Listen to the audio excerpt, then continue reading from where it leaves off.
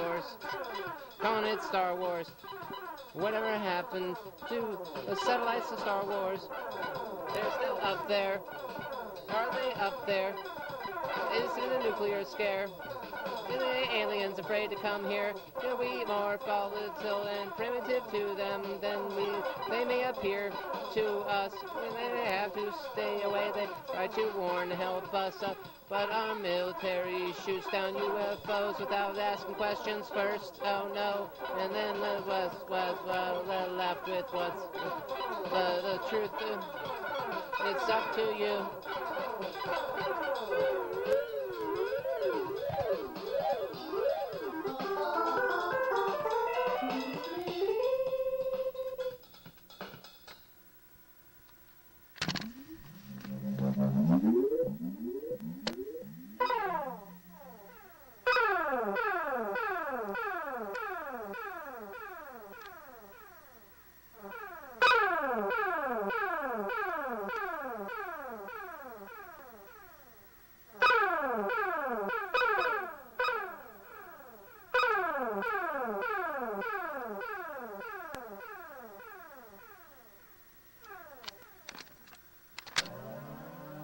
You cannot command my respect.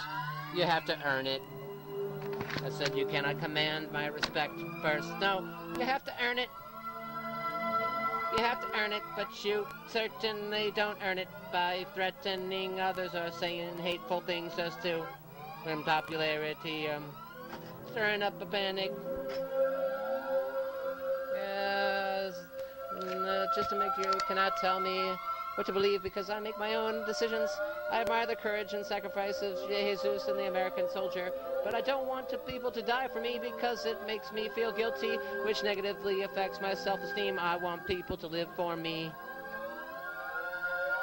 I want people to live for me. I want people to live for me. I want people to live for me. I want people to live for me. Beware of gifts that cause debt. Like the rain, come and wash away the scum who think they own everything. Yeah, let the rain come and wash away the scum who think they own everything. Just because you know money is the power which makes you bossy, you don't own me.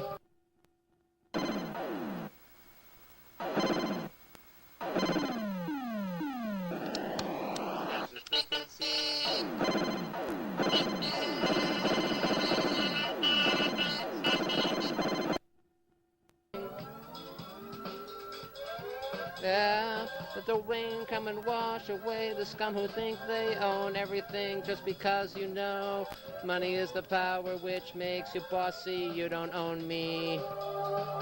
You don't own me. If the meek shall inherit the earth, then who rules the known kingdom? If the rising cost of health care prevents you from living, don't let them take your hope away from giving. Nobody is ever safe from this anxiety I'm always having to worry about. Never making enough money for living. General population control. For the powers that be will be make us sell our souls for greed until we learn to be free. Maybe you could use a little strawberry sunshine to open up your mind and let your imagination fly. You cannot vow to what you don't possess, like a million unseen forks stabbing at your chest. It's what is left behind after a panic attack from abandonment. But you have to learn how to break down the walls of cynicism within.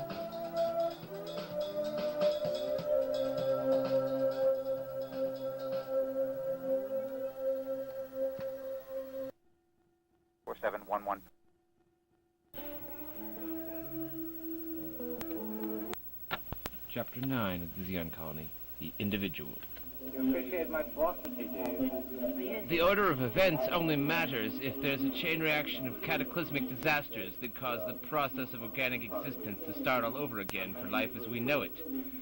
Crimson thinks to himself as his subconscious continues to ponder more revelations. He can't help but dwell on such powerful thoughts because it's in his nature, no matter how many people have told him that he thinks too much. When society's become established, it constantly spawns normality. I guess that is subconsciously in an attempt to control chaos and to establish order. But on a larger scale, citizens of normality become like trivial machines consisting of none other than merely being. Maybe it is a will to want to be different, to break free of the trend towards normality simply because it is boring that creativity arises from.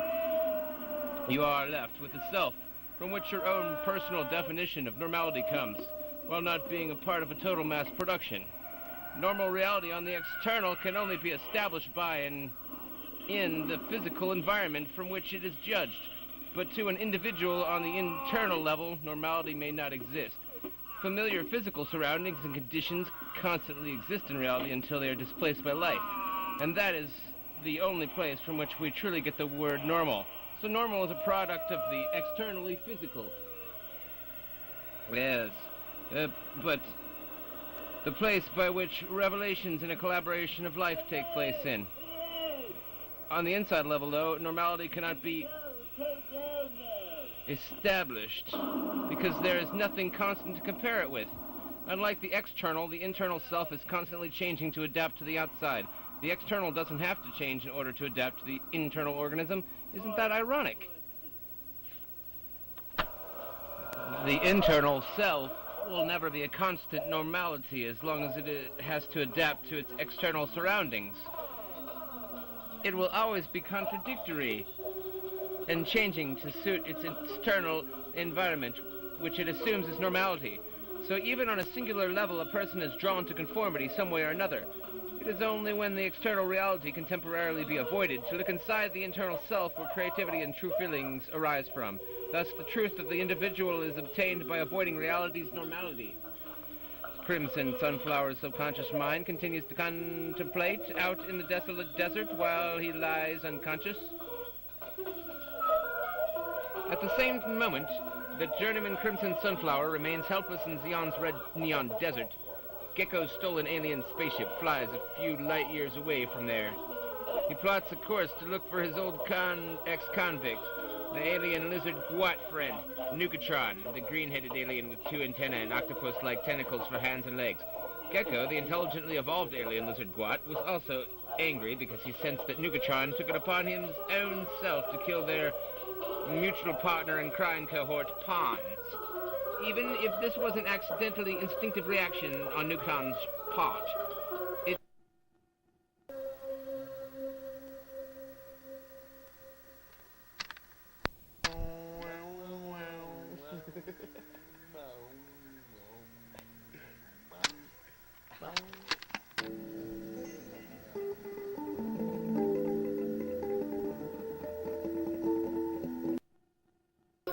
Inexcusable. It was inexcusable action without Gecko's permission, the alien lizard Guat boss, that is. Nukatron reacted violently to the stress and surroundings and panic, but he didn't know the consequences of his boss, or hadn't planned for him when he was going to find out that he killed one of their cohorts.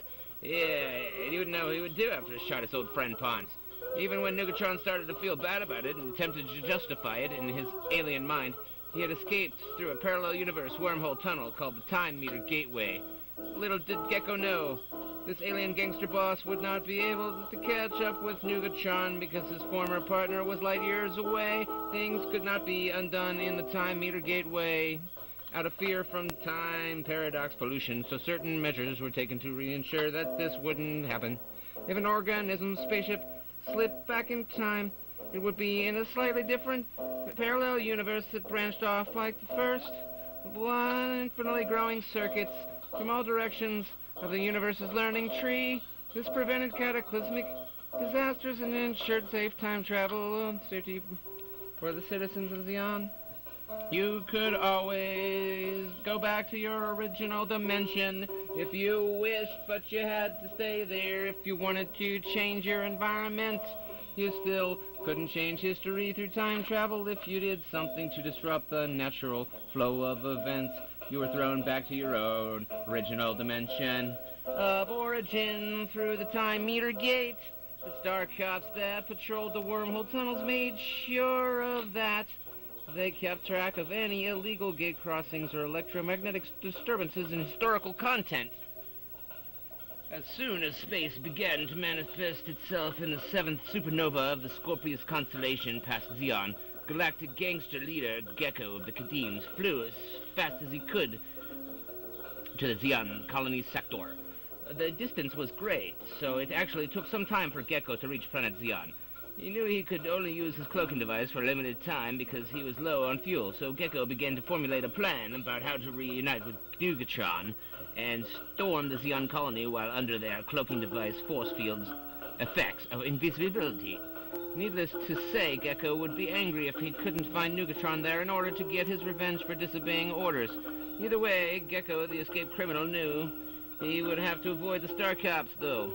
If he couldn't get fuel there at an outpost without being noticed, then Gecko would slip through a parallel universe gateway, he hoped, in order to steal some fuel from Earth. And another time when it wouldn't be noticed, while there became parallel universe gateway thieves and travelers, stealing resources from other planets. It would have it be a quick escape because the intergalactic time meter gate guards would notice him and set off a chain reaction to the Starcop Confederacy Corporation. Gecko had recently acquired a few other alien henchmen, or aliens, would you say, for lack of a better term. One was a purple salamander that had the unique power to withstand fire and overcome heat or radiation sprayed at him with like lasers without harm. With his own electromagnetic manipulation of telekinetic force field waves emanating an aura around his face at will, the telekinesis of these powers they possessed the aliens. His name was Beanpool. He was a bit of a joker, but he was Gecko's sidekick or right-hand tentacle alien man. Gecko's first name was Klars, and Beanpool was one of the few organisms in the universe who knew this, since he had grown up causing trouble with the alien when they were younger and free before the Earthlings took over the Zeon Colony.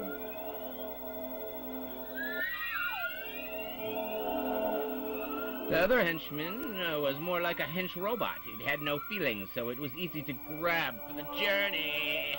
Gecko commanded it because it was useful as well to have such a robot that would tag along in case their spaceship ever broke down. Robots, anyhow, did most manual labor under human or alien supervision. After all, aliens bought robot slaves to help repair their spaceships when they could afford cyborgs or robotic repair parts. Cyborgs were more costly since they were a result of half-human, illegal gene DNA manipulation and splicing and robotics, so they had to be bought on the black market for the intergalactic time zones and gateways throughout Zeon's colony. Yeah, but that's one thing the Starcop officers overlooked on this prison colony. It was somewhat controversial to use human DNA for such purposes without proper Galactic Council consideration. Humans wanted to protect their DNA rights.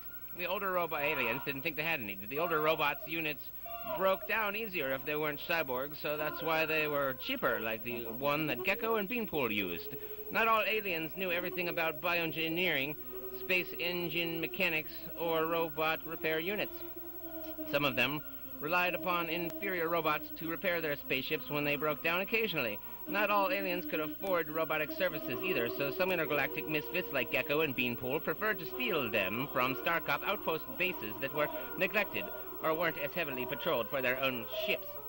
Gecko and Beanpool's stolen robot named Bodo, it was classified as humanoid type number 25, and it had 2 metal white arms and 2 skinny aluminum legs with black hips and a block chest that had an LCD screen on it. The middle of its chest also lit up with fluorescent neon lights. It had a metal slot which spat out rolls of long, thin paper to be printed upon if a message needed to be typewritten in case its audio circuits had been rendered useless, or if it needed to be handed out to multiple leaders, alien soldiers looking for something. So it was kind of an old-fashioned model. The aliens thought this type of robot was a bit redundant and out of style, so they'd like to make fun of it and called it names like Old Clunker. Bodo's voice was monotonous, boring, and repetitive. Beanpole, look at me. I feel like crap.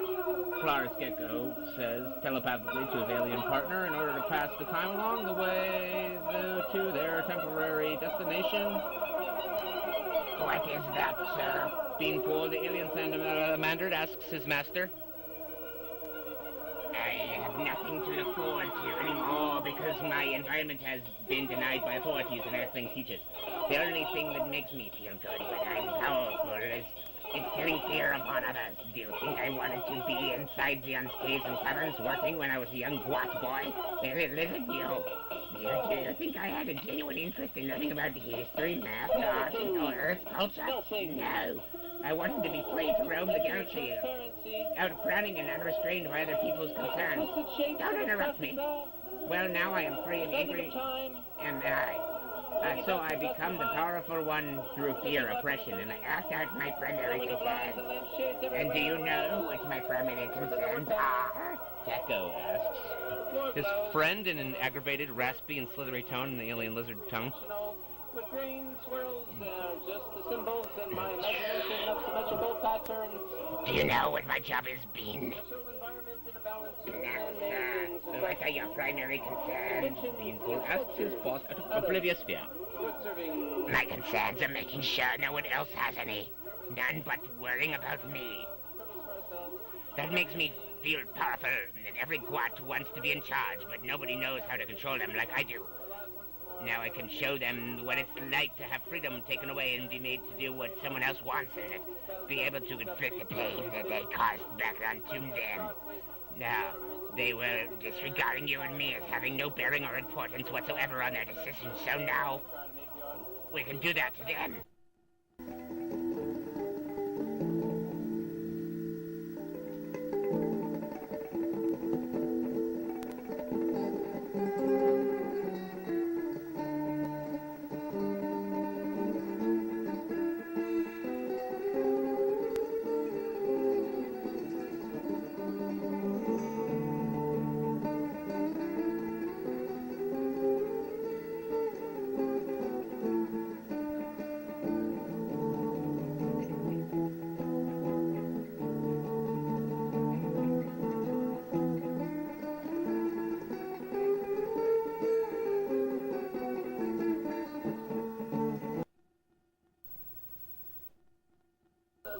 That's why we're taking over. Now I am free and they are not. What are you? You are free, sir. Is this just revenge? What happens after that? Are you free from bitterness then? Beanpole responds with a hesitant question. Are you free from yourself? If you continue like this, then you will not be free to explore other interests. You'll be limiting yourself by excess and obsession. You'll be tied down by your own bitterness. Yeah, well, used with constructively for a purpose even after that. The tree dies, and the remnants are left behind for all time to continue to serve other purposes. For the design of humankind, genetic codes are embedded in our DNA like the ancient fossils of our collective brains and genetic codes re-articulating. Recalling an archetypical memory from ages we may never have lived in during our lifetime, but if not Greed is a hunger that never ends, from an ancient Earth proverb. Bodo, the robot, chimes into the conversation.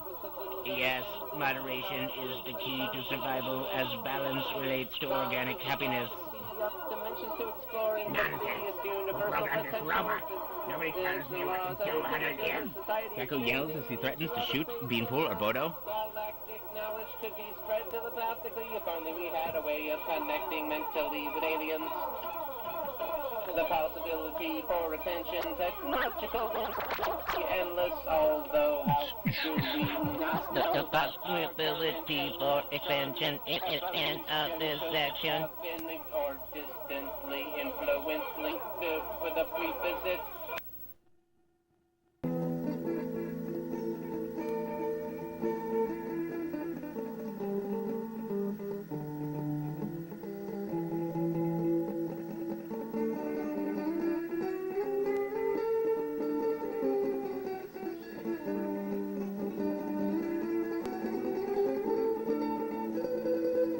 Infinite spins. Infinite spins, my.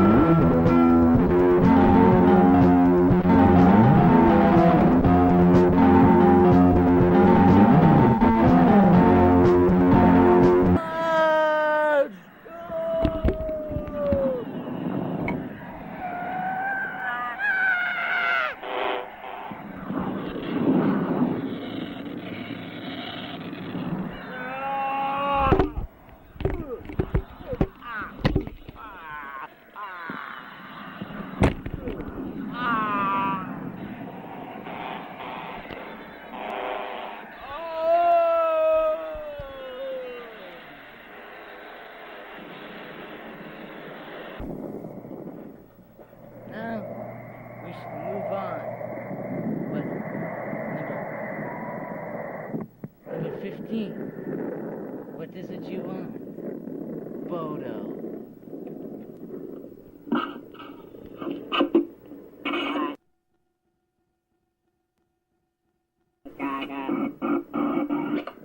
Oh.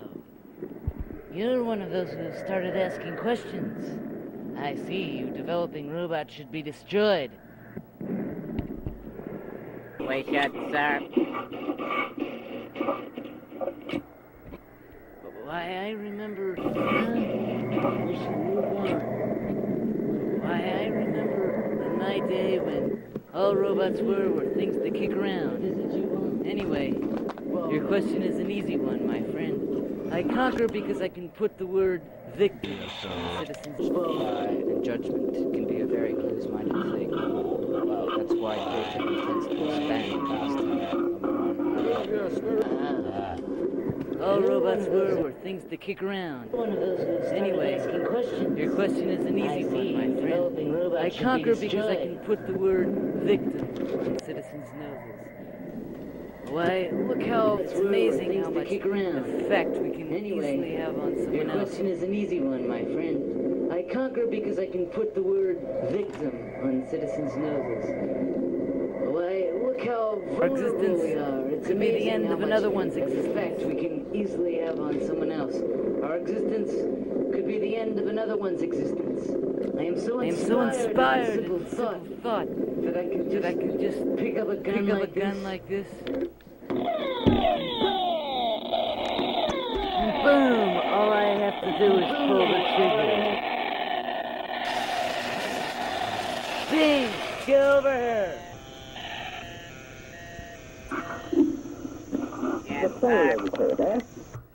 Terminate all the other models. And boom! All I have to do is they're starting to think for themselves. We can't have that in the Bing! Get over here! Outside. Then get to it. Terminate all... Yes, sir.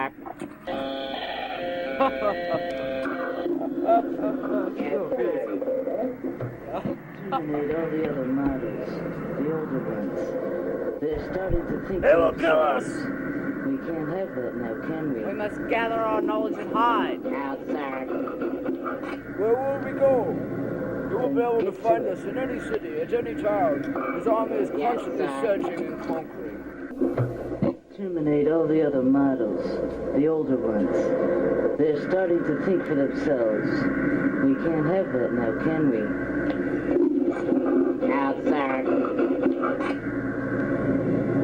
Then get to it. Yes, sir. So easy.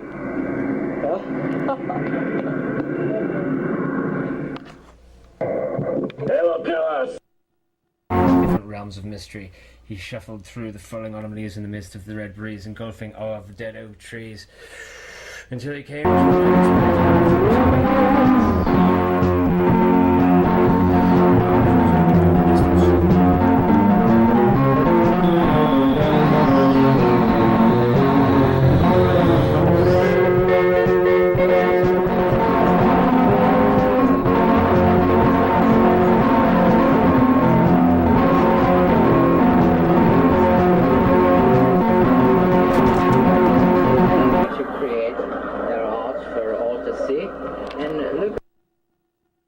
housing and food distribution freely, as long as they continue to create their art for all to see.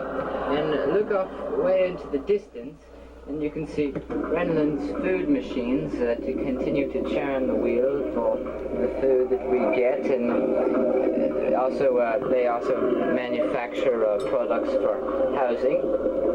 Yes, how do we get food here on this planet?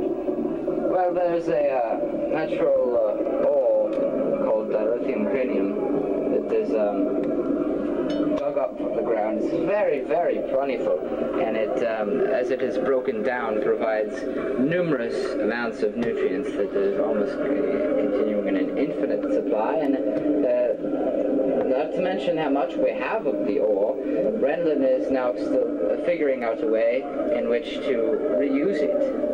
So that is becoming less and less of a problem. And people are wanting and seeking more and more governmental positions. Governmental positions, aren't we handling that? The philosophers, the council of philosophers are appointed. Yes, yes. Yes, we are handling that, Omeron, but as more matters.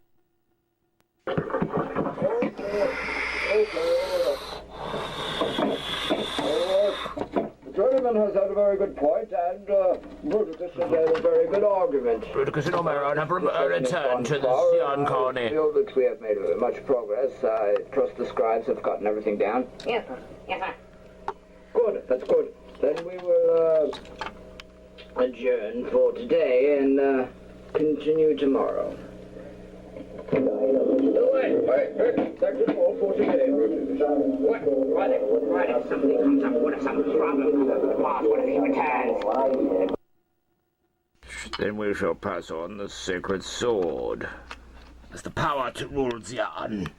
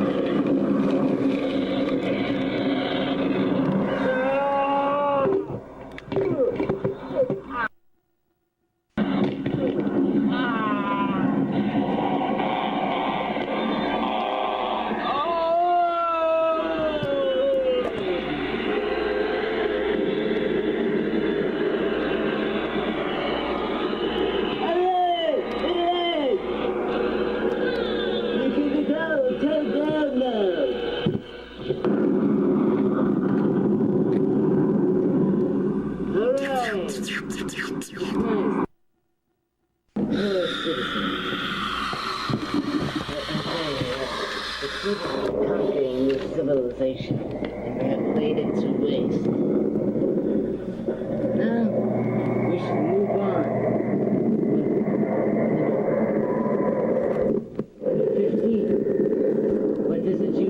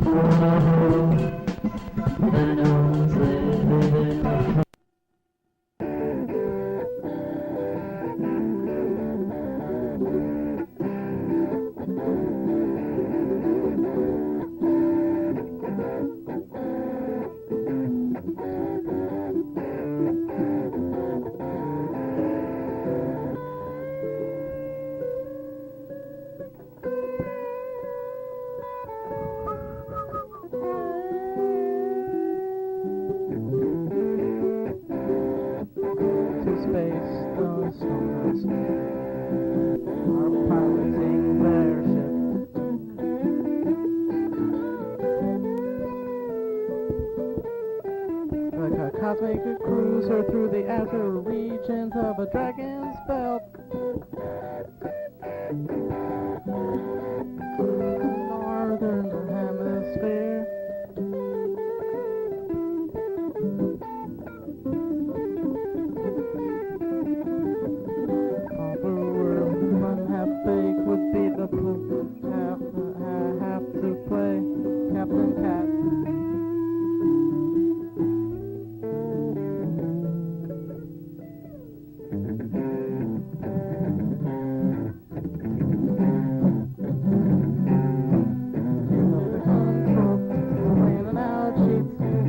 the pan.